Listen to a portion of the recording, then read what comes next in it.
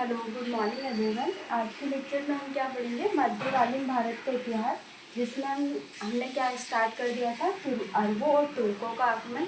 Last lecture में हमने क्या इस्लाम धर्म का उदय देख लिया था और जो अब्बासी वंश है वो देख लिया था, सॉरी उमैया वंश देख लिया था। आज हम क्या अब्बासी वंश पढ़ेंगे और समानी वंश, इसके बाद भारत में अरबों का आगमन, उसके बाद नेक्स्ट हमारा रहेगा भारत में तुर्कों का आगमन।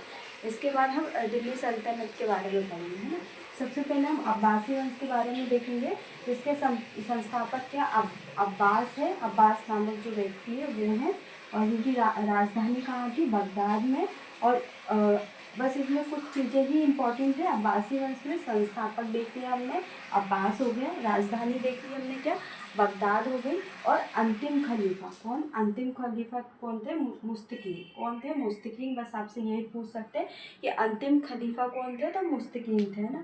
इसके बाद समानी वंश। समानी वंश कहाँ पे था, अफगानिस्तान में। कहाँ पर था, उत्तर अफगानिस्तान, विशेषकर अफगानिस्तान में था, पर उत्तर अफगानिस्तान में इसका मुख्य विस्तार था ना। और इसकी राजधानी क्या थी, गजनी। क्या थी, इसकी राजधानी गजनी थी। और संस्थापक देखे तो अब्तगीन और सुतुबुद्दीन, है ना, सुतुबुद्दीन, है ना। जिसने क्या भारत पर सबसे पहला तुर्कों का आक्रमण किसके समय हुआ था, सुतुबुद्दीन के समय हुआ था। और पहला जो अरबों का आक्रमण हुआ था वो जो हज़रत उस्मान है उनके समय हुआ था, है ना। तो हमने ये लास्ट लेक्चर में देख लिया था। और तुर्कों का पहला आक्रमण कब हुआ था, 986 ईस्वी में तुर्कों का पहला आक्रमण कहाँ पे हुआ था, भारत में हुआ था ना। अब हम देखते हैं कि भारत में तुर्कों का आक्रमण किसके द्वारा हुआ है ना, और क्या कारण थे, और भारत पर तुर्कों का क्या प्रभाव हुआ था, और तुर्कों का भारतीय संस्कृति पर क्या प्रभाव पड़ा था ना। तो इसके बारे में हम देखते हैं कि सबसे पहले भारत पर तुर्कों ने कहाँ पर आक्रमण किया था। तो कहाँ पर आक्रमण किया था, सिंध पर आक्रमण किया था। कहाँ पर, सिंध पर आक्रमण किया था। और इस समय क्या इराक के जो शासक थे वो कौन थे, अल हजाज। कौन थे, अल हजाज थे। कहाँ के शासक थे, इराक के शासन थे, जो कि क्या भारत की जो संपन्नता है, भारत की संपन्नता से प्रभावित हुए थे कि जो भारत की संपन्नता है उसके कारण ही उन्होंने क्या भारत पर आक्रमण करवाया था। सबसे पहले कहाँ पर हुआ था आक्रमण, सिंध पर हुआ था। और सिंध के राजा कौन थे, राजा दाहिर थे। कौन थे, राजा दाहिर थे। और जो अरबों का सबसे पहले आक्रमण किसके नेतृत्व में हुआ था, अल हजाज के जो दामाद थे, कौन थे, मोहम्मद बिन कासिम। किसके नेतृत्व में हुआ था, मोहम्मद बिन कासिम। मोहम्मद बिन कासिम के नेतृत्व में क्या हुआ था, भारत पर पहला अरबों का आक्रमण हुआ था। और इसका कारण क्या था कि जो अरबों के जहाज थे, अरबों के जहाज को क्या, जो राजा दाहिर है, राजा दाहिर ने सिंध से आगे नहीं बढ़ने दिया था। और जो जो वहाँ के जो लुटेरे थे उनके द्वारा जो जहाज लूटे गए थे, तो राजा दाहिर से सहायता मांगी थी। और राजा दाहिर ने क्या सहायता देने से मना कर दिया था। इसी के कारण क्या अल हजाज के द्वारा अपने दामाद को अरबों पर सबसे पहले अरबों का आक्रमण का सिंध पर किसके नेतृत्व में, मोहम्मद बिन कासिम के नेतृत्व में किया गया। इन्होंने क्या राजा दाहिर को पराजित किया। और जो देवल है नेरून, और सिविस्तान जो दुर्ग है उसको क्या किया था, लूटा था। किसके द्वारा, मोहम्मद बिन कासिम के द्वारा, है ना। तो किसकी मृत्यु की थी, राजा दाहिर की थी। तो ये पूछ सकते हैं कि सिंध पर किसका शासन था, तो राजा दाहिर का था। और जो इराक के शासक कौन थे, तो अल हजाज थे। और किसके नेतृत्व में सबसे पहला भारत पर अरबों का आक्रमण हुआ था, तो मोहम्मद बिन कासिम। इससे ज़्यादा आपसे और कुछ पूछेंगे भी नहीं, बस इतना ही आपसे पूछेंगे कि सबसे पहला आक्रमण किसके द्वारा हुआ, और भारत के शासक कौन थे, है ना। तो यही पूछेंगे। इसके बाद हम देखते हैं कि अरबों पर भारतीय संस्कृति का क्या प्रभाव पड़ा था।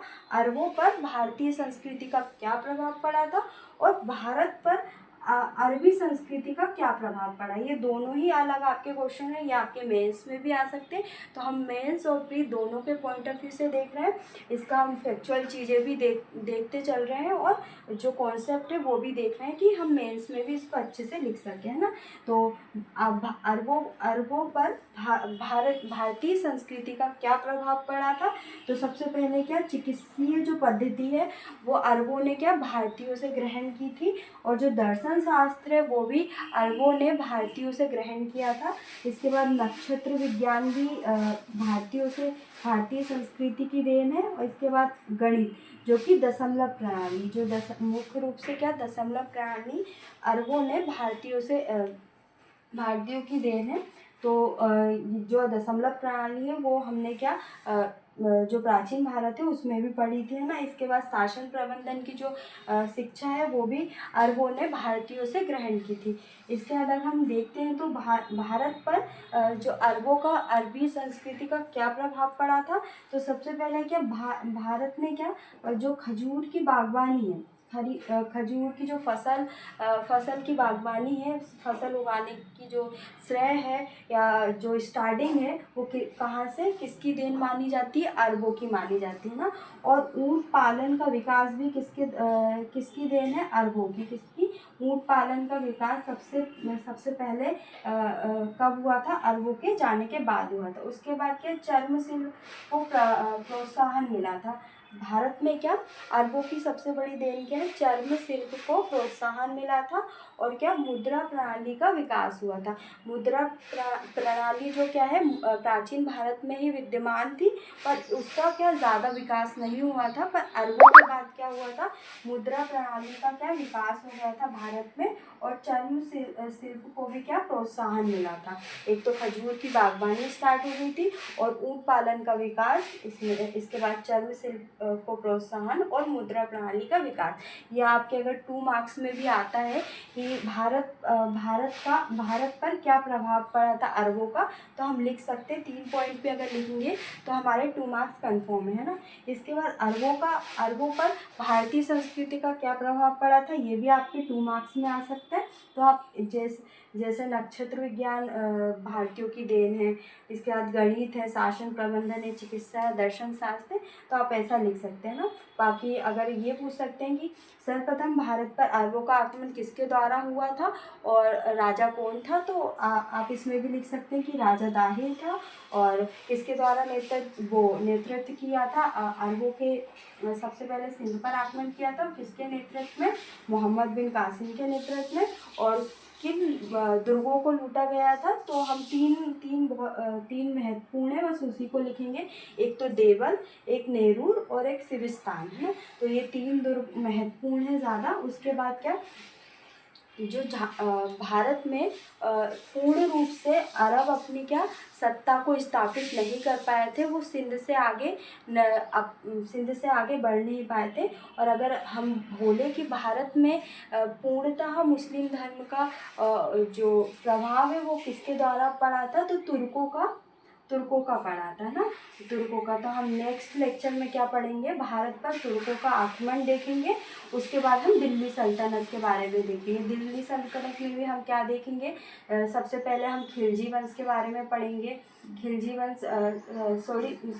सबसे पहले क्या पढ़ेंगे, गुलाम वंश, है ना। गुलाम वंश के बारे में पढ़ेंगे जिसमें हम ऐबक के बारे में पढ़ेंगे, इल्तुतमिश के बारे में, है ना। उसके बाद खिलजी वंश, और खिलजी वंश के बाद तुगलक वंश के बाद लोधी वंश के बाद सैयद वंश, है ना। तो हम दिल्ली सल्तनत में ये 5 वंशों के बारे में पढ़ेंगे और दिल्ली सल्तनत की प्रमुख प्रशासन के बारे में देखेंगे, उनका आर्थिक जीवन देखेंगे, उनका सामाजिक जीवन देखेंगे, और उनकी भारत में भारतीय और मुस्लिम जो हिंदू और मुस्लिम संस्कृति का समन्वय भी हम देखेंगे दिल्ली सल्तनत के अंतर्गत। तो ये हमारे नेक्स्ट लेक्चर में हम पढ़ेंगे। सबसे पहले हम तुर्कों का आक्रमण देखेंगे, उसके बाद हम दिल्ली सल्तनत के बारे में देखेंगे।